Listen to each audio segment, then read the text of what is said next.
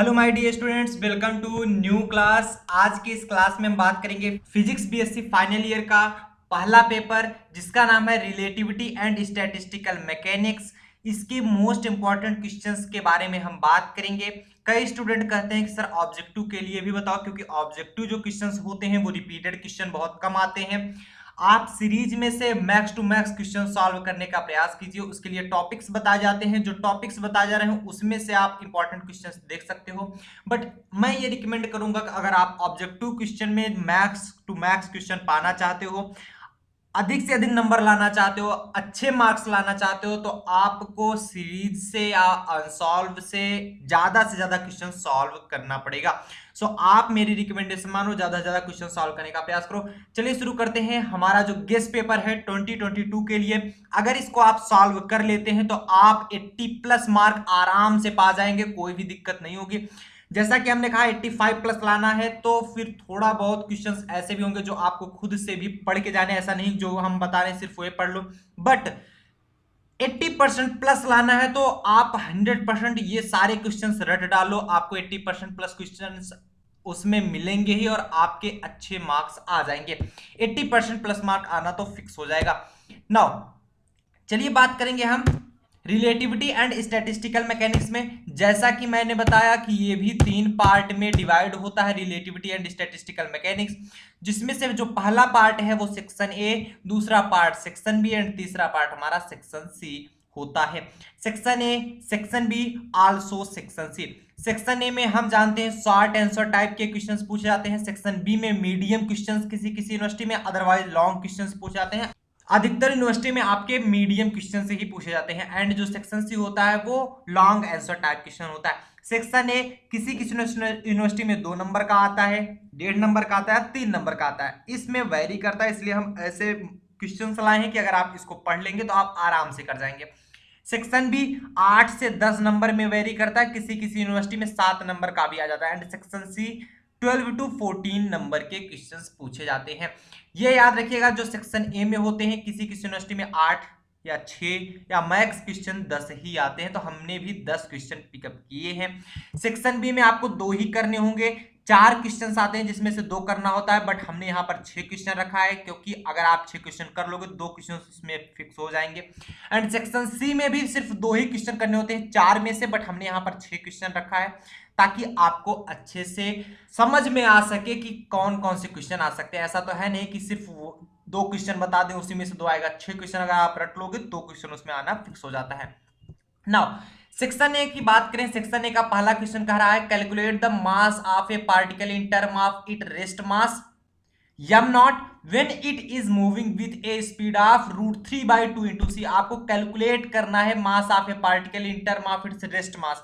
आपको mass of particle निकालना है रेस्ट मास के टर्म में, जब वो पार्टिकल मूव कर रहा हो √3/2 इंटू लाइट ऑफ स्पीड के वेलोसिटी से वो मूव कर रहा हो, तब के लिए आपको मास निकालना, mass of particle in term of am not, मतलब रेस्ट मास के कंपेरिजन। जो कि जैसा कि हमने बताया कि m equal to M not upon square root of 1 minus V square upon C square, तो वो फार्मूला रखोगे, v की वैल्यू दी गई है √3/2 इंटू सी। दूसरा जो क्वेश्चन कह रहा है कि a rod is observed to be of length 2 metre when at rest it start to move in the direction of its length at velocity 0.6c। Calculate the length as seen by the observer. आपको length contraction पढ़ाया गया, उसमें से ये पूरा question हमने कराया हुआ है, नहीं जानते हैं सर्च कर लीजिए रिलेटिविटी एंड स्टैटिस्टिकल मैकेनिक्स, आपको पूरा का पूरा लेक्चर मिल जाएगा, आप आसानी से कर जाएंगे। लेंथ कॉन्ट्रैक्शन वाले सेशन में देखेंगे तो आपको पूरा बताया गया है। तीसरा क्वेश्चन आ रहा है हमारे सामने कि what is the ratio of 3 speed V RMS, V AV and V MP. V RMS क्या होता है? Root mean square velocity. V AV मतलब average velocity and most probable velocity क्या होता है, इनमें रेशियो क्या होता है, ये भी हमने कराया हुआ है। फोर्थ क्वेश्चन करा है so that rest mass of photon is 0, ये भी ऑलरेडी हमने कराया हुआ है। फिफ्थ क्वेश्चन है what is the relation between thermodynamical entropy and statistical probability. आपको रिलेशन दिखाना है थर्मोडायनेमिकल एंट्रोपी में एंड स्टैटिस्टिकल प्रोबेबिलिटी में। ये शॉर्ट आंसर क्वेश्चन है, इसलिए इसमें आपको डेरिवेशन नहीं करना, सिर्फ रिलेशन दिखाना है, रिलेशन दिखा के बताना होगा हाँ इसमें कौन सा क्या है। 6 क्वेश्चन है, write down postulate of special theory of relativity. Special theory of relativity आपको हमने बताया, उसके पास्टुलेट्स इसमें लिखने पड़ेंगे आपको। 7th क्वेश्चन है जो आपको पढ़ के जाना है, व्हाट इज स्टेरलिंग अप्रोक्सीमेशन, ये भी हमने बताया हुआ है। 8th क्वेश्चन है, what is non inertial frame with suitable examples. आपको नॉन इनर्शियल फ्रेम बताने हैं और इसके एग्जाम्पल भी बताना, जैसे इनर्शियल फ्रेम क्या होता है, जो कांस्टेंट स्पीड से मूव करा हो या रुका हुआ हो। नॉन इनर्शियल जो कांस्टेंट स्पीड से मूव ना कर रहा हो, जिसमें एक्सेलरेशन आ रहा हो, तो वो हमारा नॉन इनर्शियल फ्रेम हो जाता है। एक सुटेबल एग्जाम्पल भी देना है, वो हमने पूरा इनर्शियल नॉन इनर्शियल फ्रेम ही बताया है फर्स्ट या सेकेंड लेक्चर में। 9th जो अब आ रहा है हमारे सामने की 3 particle have speed 4, 8, 10 meter per second respectively, there RMS speed is. 3 particle हैं जिसकी स्पीड है 4 meter per second, 8 meter per second and 10 meter per second respectively. उसकी रूट मीन स्क्वायर स्पीड निकालिए। रूट मीन स्क्वायर स्पीड का formula हमने बताया हुआ है, वो जाकर आप चेक कर लीजिए। 10th जो क्वेश्चन आ रहा है कि डिफाइन फर्मियांस एंड बोसॉन्स, ये भी हमने बहुत अच्छी तरीके से बता दिया। फर्मियांस क्या होते हैं, बोसॉन क्या होते हैं, सब कुछ बताया हुआ है, आप जाकर देख सकते हो। ठीक है, नेक्स्ट सेक्शन बी की बात करें, उसमें जो पहला क्वेश्चन आपसे पूछा जा सकता है कि what do you mean bye partition function. आप पार्टीशन फंक्शन से क्या समझते हो? Derive the relation between entropy and probability. आप एंट्रोपी और प्रोबेबिलिटी में रिलेशन बताओ। पहले आप पार्टीशन फंक्शन लिखोगे और फिर एंट्रोपी और प्रोबेबिलिटी में रिलेशन दिखाओगे। दूसरा क्वेश्चन पूछा जाता है कि what do you mean by ensembles. आप इंसेम्बल्स से क्या समझते हो? Discuss micro canonical, canonical and grand canonical ensembles. Compare these 3 types of ensembles. आपको इन तीनों टाइप के इंसेम्बल का कंपैरिजन भी करा। और ये ध्यान रखिएगा, ये जितने भी क्वेश्चन बताए जा रहे हैं इसमें से ऐसा मत कीजिएगा कि एक भी क्वेश्चन छोड़ के चले आओ।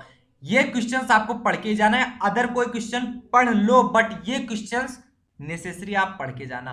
नेक्स्ट क्वेश्चन आपसे पूछा जा सकता है कि what meaning of mass energy equivalent obtain mass energy relation, calculate the energy of 1 gram of mass.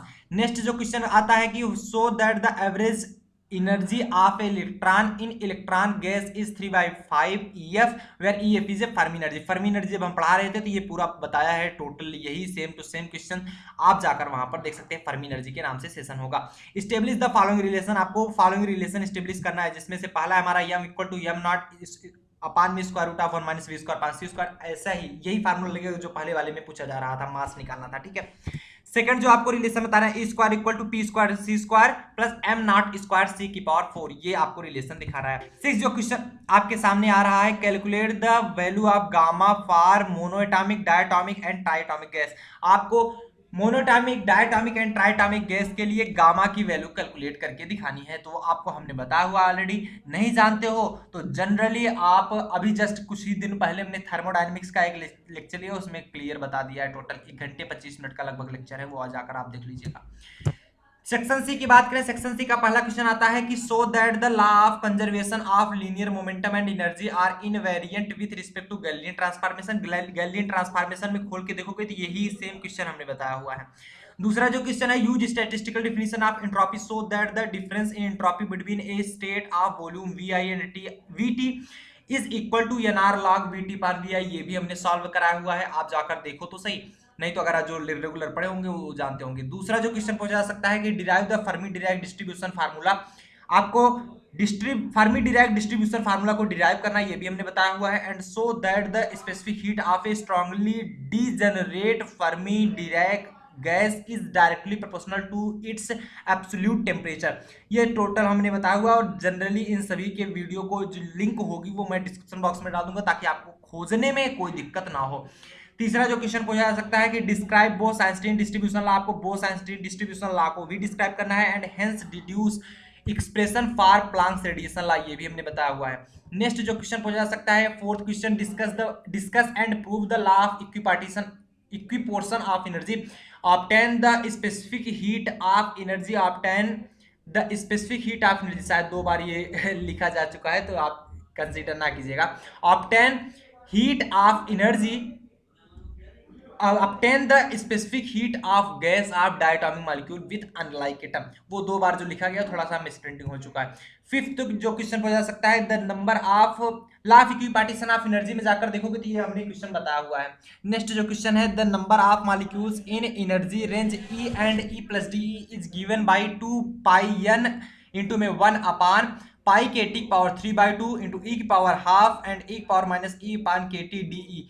Find, आपको फाइंड करना है most probable energy, the number of molecules containing most probable energy and the mean energy. ये भी question हमने कराया हुआ है, तो आप जाकर वहां से कर सकते हो। Next and last question for this session, ये कहा जा रहा है कि state and prove Lewis theorem. Lewis theorem आपको प्रूव करके दिखाना है।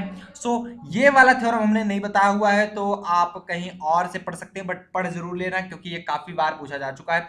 सो गाइज, मिलते हैं नेक्स्ट लेक्चर साथ। टिल देन आप लोग बड़ी सप्लाई करें। All the very best.